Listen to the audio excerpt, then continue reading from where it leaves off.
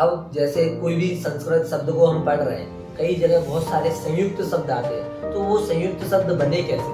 जैसे हम पढ़ते हैं क्षत्रिय, क्या क्षत्रिय, तो छा जो है तो उसमें जो छा बन रहा है वो आधा का और सा सड़क वाले से मिलकर छा बनता है, ठीक है।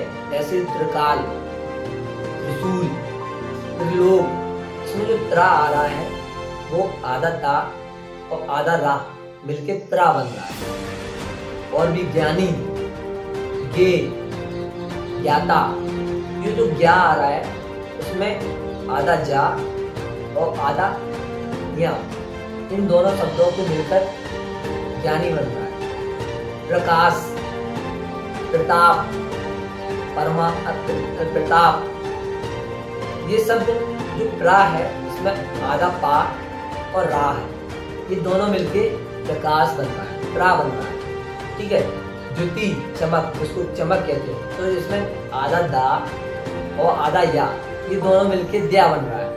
ऐसे प्रदुमन, तो जो प्रदुमन के बीच का जो शब्द है आधा दा और आधा माँ मिलके दा और माँ, ये दोनों मिलके प्रदुमन में जो प्रदुमन बीच में आ रहा है ये ऐसे शब्द बन रहा है।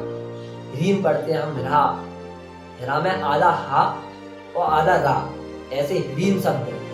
ब्रह्मा, तो ब्राह्मण, तो ये जो शब्द है ब्राह्मण, तो ब्राह्मण में जो आधा हा और आधा माँ मिलकर ब्राह्मण में जो हा और माँ आ रहा है वो आधा हा और आधा माँ का है, ठीक है। ऐसे द्वार, तो आधा दा आधा वा, तो द्वार या द्वारपाल, बहुत सारे शब्द हैं जो हमें संस्कृत में मिलते हैं, तो उसको पढ़ने का भी एक ट्रिक रहता है। विशुद्ध, तो इसमें विशुद्ध में जो आ रहा है तो आधा दा, विशुद्ध, दा पहले है, आधा दा और आधा धा मिलके विशुद्ध बन रहा है। तो इसको पढ़ने का भी एक ट्रिक है। कभी कभी अपन ये नहीं पढ़ेंगे जैसे विशुद्ध, तो ऐसे पढ़ेंगे, ऐसे नहीं पढ़ेंगे विशुद्ध, ऐसे नहीं पढ़ेंगे। लिखने का भी तरीका अलग रहता है, पहले बी आएगा, फिर सु आएगा, फिर उसके बाद जो आधा दा है उसके नीचे धा है, वो धा पूरा है, तो विशुद्ध दा पहले पढ़ेंगे फिर धा पढ़ेंगे। ऐसे द्वार में दा और वा, पहले दा है फिर वा है, तो इस प्रकार ये संयुक्त शब्द अक्षर कहलाते हैं। ये संयुक्त अक्षर से ही संस्कृत को पढ़ने में हमें बहुत सफलता मिलती है कि पहले शब्द कौन सा आ रहा है।